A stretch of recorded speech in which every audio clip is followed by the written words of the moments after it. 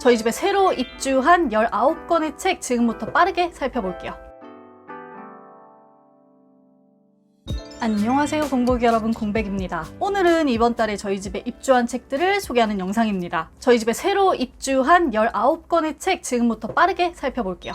오늘은 뭐 특별한 순서 없이 그냥 손에 잡히는 대로 소개하려고 하거든요. 근데 또 첫 번째 도서가 약간 깔맞춤처럼 잡혔어요. 첫 번째 입주 도서는 에이머 토울스의 테이블 포 투입니다. 이게 단편 소설집인데 단편 소설집 치고는 지금 책이 두꺼워요. 그래서 제가 보니까 단편 소설이 6편 들어있고 중편 소설이 하나 들어있더라고요. 에이머 토울스는 아마 많은 분들이 모스크바의 신사로 알고 계시고 저도 그 책을 가지고 있는데 지금 읽고 있거든요. 근데 그런 책들이 있잖아요. 끝까지 다 읽어보지 않았는데 초반부터 벌써 문장이나 전개 같은 게 심상치 않게 좋은 책. 에이머 토울스 책이 그랬어요. 그래서 제가 이 단편집도 지금 많이 기대하고 있는데 소개를 보니까 뭐 데무노의 서명을 모방하는 작가 지망생 이야기, 선의의 거짓말로 모든 관계를 파국으로 몰아가는 사람의 얘기, 카네기홀에서 연주를 불법 녹음하는 노인, 뭐 이런 사람들 사건들이 나온다고 하거든요. 짧은 테마들이지만 이게 굉장히 매력적이어서 좀 흥미가 동하는 책이었습니다. 그리고 내용이랑 별개로 에이머 토울스 책들이 전부 다 이 판본으로 계속해서 나오고 있어요. 보시면 이렇게 그 디자인이 시리즈처럼 나오고 있어가지고 딱 예쁘게 책이 모이는 느낌이어서 저같이 세트 좋아하는 독자들에게는 이것도 굉장히 매력적인 점이 아닐까 싶습니다. 두 번째 입주 도서는 김혜정 작가님의 돌아온 아이들이라는 책입니다. 이것도 제가 굉장히 좋아하는 현대문학 핀 시리즈로 나오고 있는 책이고 장르 8번째 책입니다. 제가 보니까 이런 내용이에요. 말을 잃어버린 어린 친구 하나가 있는데 이 친구 앞에 30년 전에 실종됐었던 고모가 그때 모습 그대로 되돌아온 겁니다. 그래서 두 사람이 이제 친구처럼 지내게 되는데 어떤 이유에서인지 그 이후에 이 친구의 엄마가 사망하게 되고 고모 역시 다시 사라져버린다는 내용이거든요. 약간 미스터리면서 동시에 성장소설이 아닐까 하는 생각이 드는데 제가 김혜정 작가님 작품을 읽어본 적은 아직 없어요. 근데 이 핀 시리즈 자체에 대한 좀 신뢰가 있기 때문에 기대가 되는 책입니다. 제가 핀 시리즈는 거의 실패해본 적이 없어서요. 이 책 소개해드렸고요. 그 다음 세 번째 입주도서 소개해드립니다. 또 난리나는 책이 하나 들어왔는데 짜자잔, 허먼 멜빌의 모비딕입니다. 제가 이걸 드디어 읽네요. 지금 요 영상 올라오는 오늘 월요일부터 S24 크레마 클럽이랑 같이 모비딕 완독하기 챌린지를 진행하거든요. 이 모비딕 내용은 뭐 너무 유명하죠. 거대한 흰색 고래 모비딕에게 한쪽 다리를 잃은 선장이 그를 쫓는 긴 여정을 다룬 책인데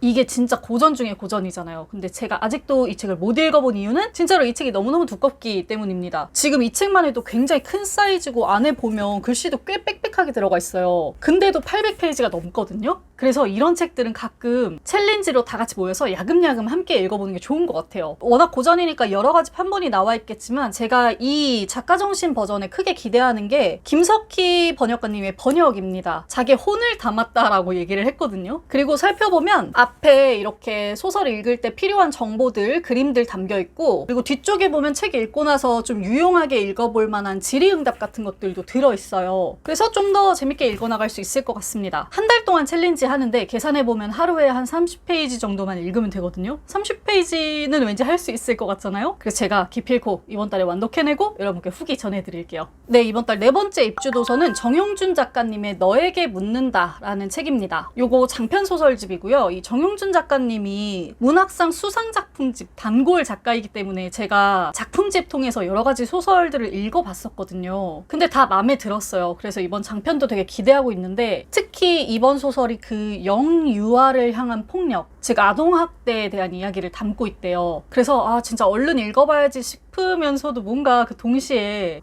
펼치기가 좀 버겁게 느껴지는 책이기도 해요. 여기 앞에 띠지에 지금 뭐라고 써있냐면 다들 어떻게 견디고 어떻게 살아내는지 묻고 싶었다 이렇게 쓰여져 있는데 이거를 묻는 소설이라면 읽는 내내 정말 마음이 쉽지는 않겠다라는 생각이 들더라고요. 제가 살펴보니까 미스터리적인 요소도 좀 섞여있는 책이라고 하는데 각오를 많이 하고 읽을 예정입니다. 아마 빠른 시일 내에 읽게 될 것 같아서 조만간 리뷰 전해드릴게요. 다섯 번째 입주 도서는 은모든 작가님의 세계의 푸른 돌이라는 소설입니다. 표지가 진짜 너무 여름이죠. 제가 음모든 작가님 전작 중에 모두 너와 이야기하고 싶어해 그 작품을 재미있게 읽었는데 읽으면서 되게 사랑스럽고 따스한 참새 같은 소설이다라는 생각했거든요. 근데 또 이렇게 신작이 나왔네요. 내용을 보니까 뭔가 그 부모님들 때문에 자신의 유년 시절을 빼앗긴 친구들에 대한 이야기라고 해요. 효와 가난, 부모의 계한이라는 주제를 담고 있는데 이게 좀 특이한 게 고전소설 심청전이랑 제주 무속신화에 감은장애기라는 게 있대요. 그 설화들을 배경으로 쓰여진 책이라고 하거든요. 그게 좀 독특해가지고 어떤 내용일지 좀 전혀 가늠이 안 되지만 궁금해하고 있습니다. 6번째 입주도서는 강진아 작가님의 가난한 아이들은 어떻게 어른이 되는가입니다. 요거는 제가 그간 입소문을 정말 많이 들어서 기대하고 있었고 이제서야 뒤늦게 구매를 해서 읽어봤는데 이게 작가가 10년 동안 빈곤 청소년 8명을 취재해서 그 이야기를 담은 책이거든요. 아이들의 가난은 사실 어떤 굴레잖아요. 이 전 세대부터 내려온. 그래서 이게 어떤 방식으로 아랫세대에게 전해지고 또 사회와 복지의 빈틈 속에서 이게 어떻게 더 강력해지고 즐겨지는지 이런 이야기들을 들을 수가 있고 이제 10년을 관찰했으니까 아이들이 성인이 됐을 거잖아요. 성인이 된 아이들의 가슴 속에 그리고 생활 속에 이 가난이 어떤 방식으로 계속해서 영향을 끼치고 있는지도 살펴보는 책입니다. 그런 다양한 측면을 조망한다는 점에서 이 책 굉장히 좋은 책이었던 것 같습니다. 이 책은 조만간 월말정산 영상에서 소개해드릴게요. 7번째 입주도서는 정혜연 작가님의 매듭의 끝입니다. 홍학의 자리 때문에 정말 많은 분들이 알고 계신 그리고 좋아하는 작가죠. 저도 기대하면서 읽은 책이고요. 개인적으로는 전작인 홍학의 자리보다 이 책이 훨씬 좋았거든요. 이게 모성에 관련된 추리 스릴러인데요. 되게 잘 나가는 회사 대표인 엄마가 아들을 살인자로 만들지 않기 위해서 고군분투하는 내용이 담겨 있거든요. 정혜연 작가님 작품들이 굉장히 몰입도가 좋잖아요. 그래서 저도 거의 펼치자마자 한 번에 쉼표 없이 읽어내린 책이고 전개도 그렇고 엔딩 그리고 심리묘사 같은 것들이 전작들보다 훨씬 탄탄해져서 아마 여러분들도 고민 없이 선택해서 읽어보셔도 좋을 것 같습니다. 정혜연 작가님의 매듭의 끝이었습니다. 네, 8번째 입주도서는 강하고 아름다운 할머니가 되고 싶어 라는 책이에요. 김슬기 작가님 책이고 요거 이번에 12회 브런치북 소설 부문에서 대상 선정작으로 나온 책입니다. 이거 입소문이 꽤 난 것 같은데 내용이 진짜 독특해요. 강하고라는 이름의 여성 청년이 있는데 이 사람이 이제 삶이 굉장히 지친 사람이에요. 몸도 약하고 마음도 약하고 그래서 약간 반포기 상태로 삶을 살아가는 인물인데 우연히 바닷마을에서 모여 사는 근육질 할머니들을 하고 이끌리고 동무동락하면서 이 삶에 대한 의지와 힘을 되찾는다는 내용이거든요. 이 근육질 할머니들이라는 이 마을 자체가 저는 너무 좋았고 이분들이 또 옹기종기 모여 산다고 하니까 그거 자체가 너무 재밌는 책의 배경이 되는 것 같은 거예요. 되게 힘이 될 것 같고 그래서 제가 진짜 지칠 때 읽어보려고 아껴두고 있는 책이에요.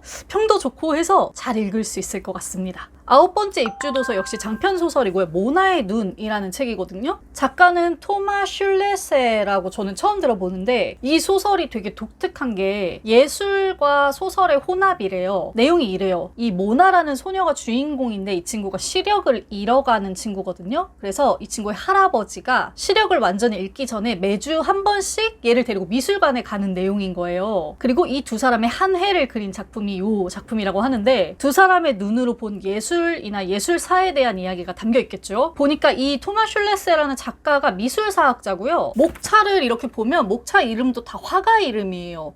그래서 아마 제가 예상하기로는 소피의 세계처럼 가상의 이야기와 어떤 특정 장르의 인문학이 섞인 그런 책이 아닐까 싶거든요. 그런 면에서 다른 작품들이랑 차별성도 보이고 기대가 되는 책입니다. 네, 10번째 입주도서입니다. 요거는 제가 지금 거의 다 읽은 책인데 명랑한 이시봉의 짧고 투쟁 없는 삶입니다. 제가 이거 진짜 리드인미에서 읽으면서 번갈아가면서 울었다가 웃었다가 막 이랬거든요. 이기호 작가님이 되게 오랜만에 써낸 장편소설인데 이 작가의 매력을 거침없이 보여주는 책이었어요. 이 표지가 이게 언뜻 보면 무슨 산이나 나무 같잖아요. 근데 보면은 얘가 개예요, 개. 얘 이름이 이시봉이고요. 얘는 비숑프리제거든요. 이 이시봉이가 어떤 비극적인 사건을 이유로 집에서 약간 애물단지가 된 애예요. 그래서 이제 알코올 중독을 앓고 있는 주인공 혼자 이 이시봉을 잘 돌보고 있는데 어느 날 갑자기 낯선 사람들이 나타나서 이 이시봉이가 굉장히 귀한 혈통의 개라는 거예요. 얘가 혈통상 이제는 거의 없는 약간 비숑프리제의 왕격 되는 혈통을 가진 애라는 거죠. 그러면서 이제 막 외국의 이시봉의 혈통에 대한 이야기, 그리고 이 이시봉의 가족을 둘러싼 서사, 이런 게 너무 자유자재로 이제 엮여서 책이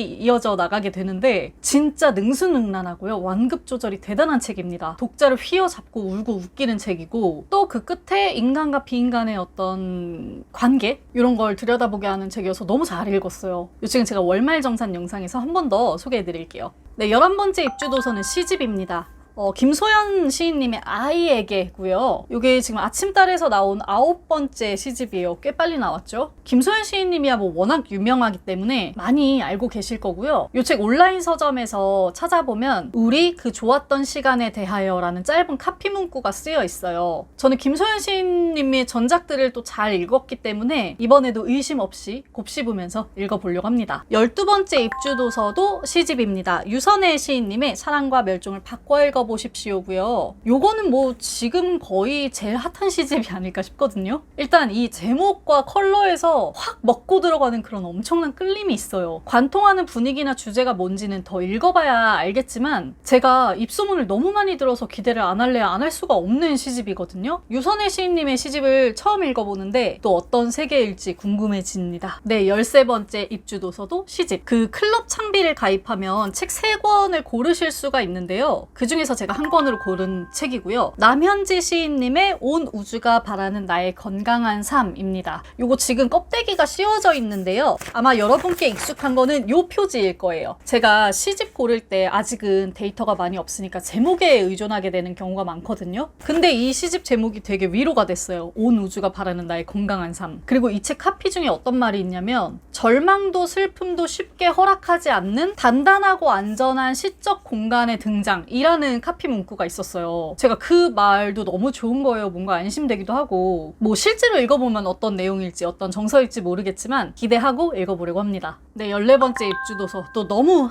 핫한 작가님이죠. 성혜나 작가님의 두고 온 여름이고요. 마찬가지로 클럽 창비 선택도서로 고른 책이에요. 재혼 부모님 아래서 잠깐 동안 형제로 지내다가 이후로 점점 남남이 되어버린 두 사람에 대한 이야기라고 하거든요. 일단 이 제목부터 표지부터 이 여름 분위기가 물씬 나는 거, 이것도 너무 마음에 들고, 뭔가 굉장히 애틋하고 투명한 성장과 관계에 대한 이야기가 아닐까 짐작하고 있는 책입니다. 15번째 입주도서는 나는 얼마짜리입니까? 라는 책이에요. 이것도 클럽 창비 선택도서로 제가 고른 건데, 이 책이 75명 노동자들의 이야기를 실어놓은 책이거든요. 이 책 지은이를 보면 6411의 목소리라고 되어 있어요. 이게 구로랑 강남을 가로지르는 이 사람들이 타고 다니는 버스 번호라고 하거든요. 제가 보니까 다루고 있는 그 노동의 종류가 굉장히 다양해요. 그래서 제가 알지 못하는 어떤 삶과 일, 고단함에 대해서 알 수 있을 것 같은 책이어서 기대하면서 골랐던 클럽 창비 도서였습니다. 그리고 16번째 입주도서는 클럽 창비에서 함께 보내주시는 창작과 비평입니다. 저는 2025년 여름호를 가지고 있고요. 시기가 시기인 만큼 정치적인 대담, 특집호들이 많이 실려있는 호라고 하네요. 그 다음에 17번째 입주도서는 산문집입니다. 여기 이렇게 존재하고 있어 라는 산문집이고, 작가 이름이 베튤입니다. 이 작가가 튀르키예 출신이고요. 6살에 한국으로 이주했어요. 한국어를 모국어로 사용하고 이주민이면서 본국에서는 블랙리스트고, 직업은 글도 쓰고 연기도 하고 예술 프리랜서로 살고 있는 그런 분이거든요. 이 사람이 가지고 있는 이런 교차되는 정체성, 복잡한 소속, 어떤 삶의 경계 같은 게 있을 거잖아요. 그렇게 얽혀있는 삶 속에서 자신의 존재와 무게를 되찾아가는 이야기가 이 책에 실려 있습니다. 네, 18번째 책은 김세훈 작가님의 도시관측소라는 책입니다. 제가 도시라는 공간 자체에 굉장히 관심이 많은데, 이 책이 그 도시를 관측함으로써 그 속에서 기회를 포착하고 가치를 높이는 그런 인사이트를 제공하는 책이라고 하거든요. 한마디로 얘기하면 이제 도시 리터러시, 도시 문해력에 관한 책인데, 이 도시에 부와 자원과 인재가 모이다 보니까 아마 그런 측면을 좀 주목하고 있는 책이 아닐까 싶어요. 어떻게 보면 트렌드 경제 도서인데 되게 재밌는 곳에 주목하고 있다는 생각이 들었습니다. 도시관측소였고요. 19번째, 이달의 마지막 입주도서는 경제도서입니다. 최고의 부는 어디서 오는가 라는 책이고요. 알고 싶네요. 도대체 어디서 오는지, 왜 나한테 도달하지 않는지. 그 부라는 게 세습도 세습이지만 어떤 위기 상황에서 사회적으로 정치적으로 기회를 잡으면서 생겨날 때가 많잖아요. 어떤 균열이나 결핍 급히 새로운 부를 만들어내는 건데 아마 그런 과정에 집중한 책인 것 같습니다. 다루는 범위가 꽤 넓은데 아주 예전에 그 귀족부터 기업가, 금융가로 이어지는 부의 경로를 추적하는 책이다 보니까 경제 전반을 알 수 있는 경제학 책이라는 느낌이었습니다. 자, 이렇게 해서 2025년 7월에 저희 집에 입주한 19권의 책을 살펴봤는데요. 이 중에서 제가 제일 기대하고 있는 작품 3권도 뽑아봐야겠죠. 제가 이미 읽은 책 3권을 제외하고 최고의 기대작 3권을 골라본다면 첫 번째는 모나의 눈, 뭔가 예술과 소설을 같이 접할 수 있는 그런 독특한 책일 것 같고, 두 번째는 정영준 작가님이 너에게 묻는다. 뭔가 각오를 단단히 하고 봐야겠지만 전작들처럼 좋은 책이지 않을까 싶고요. 세 번째는 김슬기 작가님 책 강하고 아름다운 할머니가 되고 싶어 입니다. 뭔가 유쾌한 위로가 될 것 같아요. 이번 달에는 뭔가 호기심을 자극하는 책들이 많았던 것 같아요. 그래서 얼른 부지런히 읽어보고 또 후기 전해드릴 거고요. 오늘 제가 소개해드린 도서 중에 또 읽어보신 책이 있다면 각자의 리뷰를 전해주시면 좋겠습니다. 자, 그러면 저는 입주도서 모두 소개하고 물러가겠습니다. 오늘도 여기까지 시청해주셔서 너무 감사드려요. 멋지게 책 읽는 시간 되세요. 공백의 책단장이었습니다. 안녕.